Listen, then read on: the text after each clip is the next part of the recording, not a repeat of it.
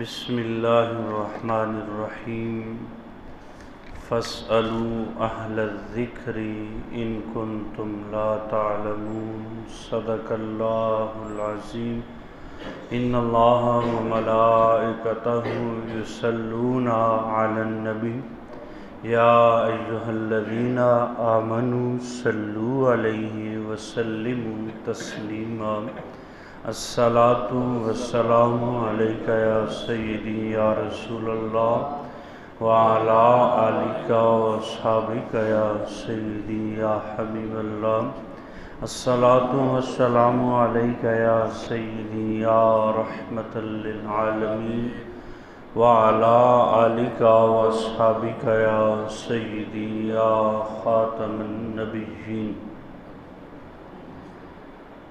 نوازی حضرات، اللہ تعالیٰ قرآن مجید برہان رشید میں ارشاد فرماتا ہے فاسألوا اہل الذکر ان کنتم لا تعلمون، کہ تم اہل علم سے ان بارے میں پوچھ لیا کرو جس کا تمہیں علم نہیں ہے۔ تو علم حاصل کرنے کے متعلق اللہ تعالیٰ قرآن مجید برہان رشید کی بے شمار آیات میں ہمیں سوال کرنے کا حکم اور علم سیکھنے کی ترغیب دلاتا ہے۔ آج کے درس کا موضوع ہے جدید مسائل۔ جن لوگوں کو ان مسائل کی ضرورت ہے تو وہ سوئے ہوئے ہیں۔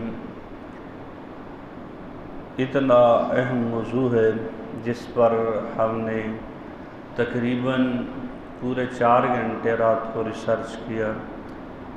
اس کے باوجود اگر وہ آپ کے سامنے وہ مسائل ہم رکھیں تو ہر مسئلے کو 15 منٹ تو اس میں لگتے ہیں۔ ہر مسئلے میں صرف ہم مسئلہ ذکر کریں گے، چونکہ اکثر آپ میں سے ماننے والے ہیں جو منکر ہوتے ہیں، یعنی کہ منکر کا اصول یہ ہے کہ اس کے سامنے دلائل پیش کیے جاتے ہیں، تو صرف آپ کو مسئلے کا علم ہو جائے یہی بڑی بات ہے، ورنہ ایک ہی مسئلہ بیان ہو سکتا ہے۔ تو مسائل ذکر کریں گے، ان کا جواب مختصر ہاں یا نہ میں یا کوئی تھوڑی سی وضاحت ہوئی وہ ذکر کریں گے، ورنہ اگر سارے سوالوں کے تفصیلی جواب آپ کے سامنے جو ہم نے پڑھے ہیں وہ ذکر کیے جائیں تو اس کے لیے کم از کم 4 گھنٹے ہمیں ریسرچ میں لگیں تو 2 گھنٹے کم از کم لگتے ہیں۔ تو 15 منٹ کے اندر آپ نے سماعت کرنے ہیں، توجہ آپ کی فل ہونی چاہیے، تبھی آپ کو مسائل سمجھ آئیں گے۔ پہلا مسئلہ یہ ہے کہ ٹیلی فون پر نکاح کرنا کیسا ہے۔ ٹیلی فون کے اوپر نکاح ناجائز ہے۔ اس کی وجہ یہ ہے کہ دولہا اور دلہن یا ان کے وکیل کا موجود ہونا ضروری ہے، نکاح کے رکن میں سے ہے۔ ہاں اگر کوئی بندہ دولہا کراچی میں ہے، اس نے وہاں سے فون کر کے اپنے والد کو اپنا وکیل بنا لیا، وہ قبول کرتا ہے تو پھر جائز ہے۔ دولہا فون پہ کہ میں قبول کرتا ہوں تو یہ یا ویڈیو کال بھی ہو، بہر صورت یہ نکاح نہیں منعقد ہوگا، اس کے زمرے میں آگے چلنے والا رشتہ نکاح نہیں بلکہ زنا کہلائے گا۔ دوسرا سوال، یہ ترتیب بھی ہم نے نہیں دی، ٹائم ہی نہیں لگا، تو سوال بے ترتیبے ہوں گے، کوئی کس کے متعلق کوئی کس کے۔ جدید مسائل ہیں جو اس دور کے تقاضوں کے تحت ہیں۔ ون وے آنا کیسا ہے، یعنی کہ آپ اس روڈ پہ چل رہے ہیں جس کے اوپر ادھر سے ٹریفک جا رہی ہے، آپ اپنی سمت میں نہیں چل رہے، تو ایسا چلنا کیسا ہے؟ عذر شریعت۔ عذر شریعت یہ ناجائز ہے اور گناہ صغیرہ میں داخل ہے، اپنی جان کو بھی خطرے میں ڈالنا ہے، اگلے کی جان کو۔ تیسرا سوال یہ ہے عدالتی فسخ نکاح کا کیا حکم ہے، یعنی عدالت جو نکاح کو ختم کر دیتی ہے اس کے بارے میں شرعی حکم کیا ہے۔ قاضی اور ججز کو یہ اختیارات اس وقت ہیں جب شوہر طلاق نہ دے اور وہ اپنی بیوی کو خرچہ بھی نہ دے اور اس پر ظلم بھی کرے اور طلاق بھی نہ دے، تو پھر عدالت کو اختیار ہے کہ ان کے درمیان نکاح کو فسخ کر دے، وہ طلاق بائن ہوگی ایک۔ یا شوہر طلاق نہ دے اور وہ بیوی کے قابل بھی نہ ہو، یعنی کہ وہ اس کی جنسی خواہش کو پوری نہ کر سکتا ہو، پھر بھی طلاق بھی نہ دے، تو از روئے عدالت اس کے نکاح کو فسخ کر سکتی ہے۔ تفصیلات زیادہ ہیں لیکن ہم اختصار کے ساتھ سارے سوال آپ کے سامنے رکھنے ہیں۔ ٹریفک سگنل توڑنا کیسا ہے؟ یہ بھی گناہ صغیرہ ہے۔ میٹر کی جو آپ کے بجلی کا ہے یا گیس کا، اس کی ریڈنگ کو کم کرنا یا اس کو سلو کروا دینا کیسا ہے؟ از روئے شریعت بالکل ناجائز اور خیانت ہے، اور اللہ تعالیٰ فرماتا ہے ان اللہ لا یحب الخائنین، اللہ خیانت کرنے والوں کو پسند نہیں کرتا۔ انعامی بانڈ رکھنا لینا یہ کیسا ہے؟ کہا اس پر جو انعام ملتا ہے اس کی شریعت کیا ہے؟ انعامی بانڈ رکھنا بھی جائز ہے، اس کا کاروبار بھی جائز ہے، اس کے اوپر جو انعام ملتا ہے وہ بھی جائز ہے۔ تفصیلات کے لیے آپ تفہیم المسائل اور شرح صحیح مسلم دیکھ سکتے ہیں۔ خواتین کا علماء سے مسائل دریافت کرنا کیسا ہے؟ باپردہ ہو کر خواتین علماء سے اپنا مسئلہ جو ان کو ضرورت ہے دریافت کرنے کے لیے، فتویٰ پوچھنے کے لیے جا سکتی ہیں۔ بے پردہ عورتیں آ جاتی ہیں، کئی چونکہ میں جامعہ نظامی میں پڑھتا رہا ہوں تو وہاں اکثر جو فتویٰ لینے کے لیے عورتیں آتی ہیں تو باپردہ ہو کر نہیں آتی، یہ بہت بڑا المیہ ہے، ان کو گناہ ہے۔ مفتی کا کیا کریں؟ کہا جی اگر وہ پورے ایک جماعت میں بیٹھا ہوئے لوگ آمد و رفت عام ہیں، اکیلے میں نہیں ہیں، تو اپنی نظروں کو جھکا کر اس کو فتویٰ دے دے، لیکن عورت جو ایسے آئی ہے اس کو اس کا گناہ ہوگا۔ اور اگر مفتی صاحب علادہ میں ہیں تو پھر اس کے مسئلے کو نہ سنیں، پھر اس کے ساتھ بات چیت نہ کریں۔ اگلا مسئلہ یہ ہے جی نماز میں موبائل فون بجنے کے اوپر شرعی حکم کیا ہے؟ پہلی بات تو یہ ہے کہ نماز میں آتے ہوئے اپنے موبائل کو سائلنٹ کریں، اور کیونکہ بعض ٹونیں ایسی ہوتی ہیں جن میں سونگ ہوتا ہے اور رب کے گھر میں سونگ بجنا بہت بڑا گناہ ہے۔ پھر بھی اگر کوئی بندہ بھول کر اس کو لگانا سائلنٹ پہ یاد نہیں رہا، اس کا فون بج گیا، تو وہ اس کو بغیر دیکھے کوئی بھی بٹن دبا کے بند کر سکتا ہے، اور بند کرنا اس کو چاہیے تاکہ دوسروں کی نماز میں خلل نہ آئے، تو اس کی نماز میں کوئی فرق نہیں پڑے گا، نماز ہو جائے۔ اگر وہ اس کو نکال کر دیکھ کر اس کو سمجھ لیا کہ فلاں کی کال ہے، یہ پھر بند کیا، نماز ٹوٹ جائے گی۔ یہ عمل کثیر ہے، عمل قلیل فقہائے احناف کے نزدیک نماز میں جائز ہے اگر وہ صرف بٹن بند کرتا ہے۔ اس کے بعد اگلا مسئلہ یہ ہے حقیقی والدین، میں نے آپ کو کہا ترتیب نہیں ہے مسائل میں، بس ایسے لکھے ہوئے ہیں، کوئی کسی کے متعلق مسئلہ ہوگا، لیکن دور جدید کے اعتبار سے حقیقی والدین کے حقوق معطل ہوتے ہیں کہ نہیں؟ اس مسئلہ یہ ہے کہ کوئی بندہ اپنے بچے کو کسی کو دے دیتا ہے، اپنے بھائی کو، رشتہ دار، عزیز و قارب کو، تو بچہ جب 13-14 سال کا ہوتا ہے، جو حقیقی والدین ہیں وہ کہتے ہیں ہم واپس لینا چاہتے ہیں، ہم اپنا بچہ واپس لیتے ہیں، یا وہ بچہ کہتا ہے میں واپس جانا ہے، تو دونوں صورتوں میں بچہ واپس جا سکتا ہے۔ حقیقی والدین کا کبھی بھی حق معطل نہیں ہوتا۔ اگر حقیقی والدین کے بارے میں بچے کو پتہ چل جائے کہ وہ مفلسی کی حالت میں، ان کے حالات خراب ہیں، اس کے اوپر ان کی خدمت کرنا فرض ہے۔ اگر ویسے بھی ہو، اس کو جب پتہ علم لگ جائے کہ یہ میرے حقیقی والدین وہ ہیں، تو اس کی خدمت، ان کے حقوق کو بجا لینا اس کے اوپر فرض ہے، ان کے حقوق کبھی معطل نہیں ہوتے۔ موبائل کمپنیاں جو ایڈوانس دیتی ہیں، اور جیسے ہم ایڈوانس لیتے ہیں 15 روپے 20 روپے، اس کو واپس لیتے وقت کچھ اضافی چارج وہ وصول کرتے ہیں، یہ جائز ہے۔ اس کے اوپر تفصیل ہے، وہ انشاءاللہ پھر ان سارے مسائل پہ کبھی 3-4 درس اکٹھے کریں گے تو پھر تفصیلات، لیکن بہرحال جائز ہے۔ وہ ایڈوانس لینا بھی جائز ہے، اس کی تفصیلات وہ میسج کے اندر بتا دیتی ہیں، اس صورتحال میں جائز ہے۔ قسطوں کا کاروبار، اس کے اوپر بھی 2 باتیں ہیں۔ اگر اس کی ناجائز شرائط نہ ہو تو بالکل جائز ہے۔ ناجائز شرائط یہ ہیں کہ اگر قسط وقت پر نہ دی تو اتنا جرمانہ لگے گا، اتنا قیمت میں اضافہ ہو جائے گا۔ اگر یہ شرطیں ہیں پھر قسطوں پر چیز لینا بالکل ناجائز ہے، اگر یہ شرائط نہیں تو قسطوں پر چیز لینا جائز ہے۔ اس کے بعد مسئلہ یہ ہے کتوں کی خرید و فروخت کا شرعی حکم کیا ہے۔ کتے اگر شکاری ہوں یا حفاظت کے لیے تو ان کا کاروبار بھی جائز ہے، ان کو رکھنا بھی جائز ہے، گھر سے تھوڑا دور رکھنا۔ اور اگر کتے شکاری بھی نہ ہوں، یعنی کہ جو آج جن چیزوں کے لیے کتے کا استعمال ہوتا ہے، چور کے پکڑنے کے لیے دیگر، اس اعتبار سے یا اپنی حفاظت کے لیے بھی نہ ہو، شوقیہ ہو، تو ان کا کاروبار بھی ناجائز ہے، رکھنا بھی ناجائز۔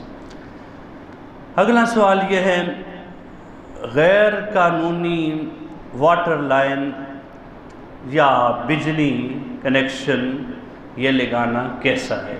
دونوں ہی ناجائز ہے، چاہے مسجد کے لیے ہو، چاہے مدرسے کے لیے ہو، چاہے سکول کے لیے ہو، چاہے گھر کے لیے ہو، یہ ناجائز ہے اور اپنے آپ کو کی عزت کو خراب کرنا ہے حکومت کے ہاتھوں۔ اگلا مسئلہ یہ ہے رہن یا گروی، اس کا شرعی حکم کیا ہے؟ تو جو بھی چیز آپ نے رہن رکھی ہے اس سے نفع اٹھانا بالکل ناجائز ہے، یعنی کہ 5 لاکھ آپ کسی کو دے کر اس کا مکان رکھتے ہیں رہن گروی، تو اس مکان میں آپ کا رہنا اور اس کو استعمال کرنا ناجائز۔ وہ کہتے ہیں جی ہم کرایہ بل وغیرہ دے دیتے ہیں، تو بل وغیرہ دینے سے یہ ناجائز ہونے کی حرمت یا جو ہے اس کے قرض پر نفع کی جو صورتحال ہے، حضور علیہ السلام نے فرمایا ایسا قرض جو اپنے پیچھے نفع لائے وہ سود ہے، تو یہ چیز باقی رہتی ہے، نفع اس کو اس کے پیسوں کے پیچھے مل رہا ہوتا ہے، لہذا یہ رہن اور گروی ناجائز ہے۔ اگلا مسئلہ یہ ہے عورت کا پرفیوم لگانا کیسا ہے؟ اپنے شوہر کے لیے اس کا پرفیوم لگانا جائز ہے، اور باہر نکلتے ہوئے یا دیگر گھر کے رشتہ داروں کے لیے، گھر میں اپنا شوہر نہیں اور باقی جو ہے کزن وغیرہ آنا جانا ہے تو پرفیوم لگانا گھر میں بھی اس اعتبار سے ناجائز ہے، اور باہر تو بدرجہ اولا، اور ایک حدیث کے مطابق اس پر لعنت کی جاتی ہے۔ اگلا مسئلہ یہ ہے لا علاج مریض کو بڑی تکلیف ہے، اس کو ڈاکٹروں نے لا علاج کر دیا، اب اس کی جو ہے بیماری کا ایک ہی حال ہے کہ اس کو زہر کا ٹیکہ لگا دیا جائے، وہ مر جائے۔ کہا اس کو زہر کا ٹیکہ لگانا جائز ہے؟ کہا نہیں جائز، کیونکہ اللہ تعالیٰ فرماتا ہے وَلَا تَقْتُلُوا أَيْدِيَكُمْ، اپنے آپ کو مت قتل کرو، وَلَا تَقْتُلُوا إِلَى التَّهْلُكَةِ، یہ قرآن کی دونوں آیتیں ہیں۔ اگلا مسئلہ یہ ہے کہ تصویر یا غلط ویڈیو، ننگی تصویر یا ننگی ویڈیو موبائل کے اندر ہوں، وہ جیب میں ہو، یا کوئی ننگی تصویر کس چیز میں بیٹھی ہوئی ہو وہ جیب میں ہو، تو نماز کا کیا حکم ہے؟ تو اس صورت میں نماز تو ہو جائے گی، صرف فرض ادا ہوگا، نہ تو اس کو کامل ثواب ملے گا، نہ ہی نماز کی کوئی روحانیت حاصل ہو۔ جن کے موبائل میں ایسی چیزیں ان کو ڈیلیٹ کر دیں۔ غیر شرعی غیر قانونی جو ہے تمثیل، غیر شرعی اور غیر قانونی کوئی بھی کام کرنا از روئے شریعت، اس کا کیا حکم ہے؟ ایک چیز کو شریعت نے جائز قرار دیا یا ناجائز، اس کے بارے میں شریعت خاموش ہے، لیکن پاکستان کا قانون یہ کہتا ہے وہ اس سے بچا جائے، یہ کام نہیں کرنا، تو اس کام کو نہ کرنا بہتر ہے اور اس کو نہیں کرنا چاہیے۔ نعت خوانوں کا پیسہ طے کر کے محفل میں آنا کیسا ہے؟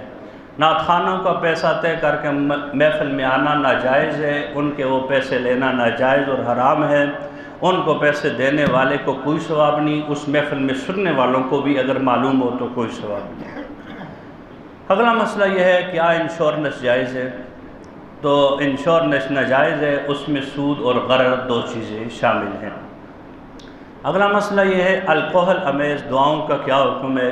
تو انڈیا میں ایک باقاعدہ بورڈ بیٹھتا ہے علماء کا، مفتی جلال الدین صاحب اور پوری ایک ٹیم ہے ان کی، پھر وہ سارے فقہی سیمینار کرتے ہیں، علماء اپنے دلائل پیش کرتے ہیں، انہوں نے دلائل پیش کیے اور آخر میں فیصلہ انہوں نے یہ نقل کیا کہ عموم بلوہ کی وجہ سے الکحل امیز دواؤں کا استعمال جائز ہے، جن سے بچنا ناممکن ہو کہ بالفرض ڈاکٹر نے یہ دوائی لکھ دی اس میں الکحل ہے، اس کے علاوہ کوئی ایسی اس کی متبادل مل ہی نہیں رہی، تو اس کا استعمال بالکل جائز ہے۔ انشورنس کے لیے جو رقم جمع کرائی ہوئی ہے اس کے اوپر زکوٰۃ فرض ہے، چاہے 5 سال چاہے 10 سال بعد ملنی ہے، جتنی اس کو پتہ ہے جمع کرائی اس کے اوپر زکوٰۃ فرض ہے۔ چلتی ٹرین میں فرض نماز کا کیا حکم ہے؟ تو اس کے اوپر علماء کے 2 موقف ہیں۔ میں نے شروع میں یہ بھی بتایا آپ کو کہ جو یہ مسائل آپ کے سامنے ذکر ہو رہے ہیں یہ مسائل مجتہد فی ہیں۔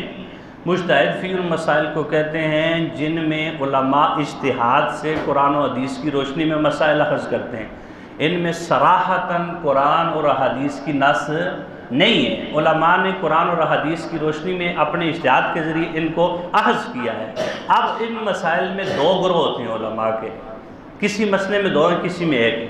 جس مسئلے میں 2 گروہ علماء کے، تو جن مفتیان کرام پر آپ کو جن علماء پر زیادہ اعتماد ہے آپ ان کے قول پر عمل کر سکتے ہیں، یعنی مسئلہ مجتہد فی ہو، قرآن اور حدیث میں اس کی صراحت نہ ہو اور قرآن اور حدیث سے علماء نے اس کو اخذ کیا ہو، علماء کے 2 گروہ ہوں، تو آپ جس علماء پر زیادہ اعتماد کرتے ہیں ان کے قول پر عمل کر سکتے ہیں۔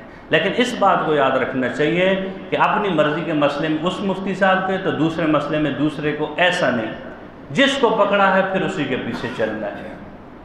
تو ٹرین کے اندر، چلتی ٹرین کے اندر نماز، جدید علماء کا پوری تحقیق کے بعد فیصلہ یہ ہے کہ چلتی ٹرین کے اندر فرض نماز آپ پڑھ سکتے ہیں، کیونکہ ایک حدیث کے اندر کیچڑ کی وجہ سے سواری کے اوپر نماز پڑھنے کا حکم ہوا، اور ایک احادیث کے اندر دشمن کے ڈر کی وجہ سے سواری کے اوپر آپ نماز پڑھ سکتے ہیں۔ ان دونوں سے زیادہ سخت ہے کہ بندہ چلتی ٹرین سے چھلانگ لگا کر اپنی جان کو ہلاکت میں ڈالے، اس کو دشمن سے بھی زیادہ خطرہ یہاں جان جانے کا ہے۔ تو اس لحاظ سے چلتی ٹرین میں نماز فرض جو ہے اس کا اگر ٹائم ہو جائے آپ چلتی ٹرین میں نماز فرض ادا کر سکتے ہیں۔ جو عام گاڑیاں ہیں ان کے اوپر فرض نماز نہیں، نوافل آپ ادا کر سکتے ہیں۔ اللہ کی بارگاہ میں دعا ہے عمل کی توفیق عطا فرمائے۔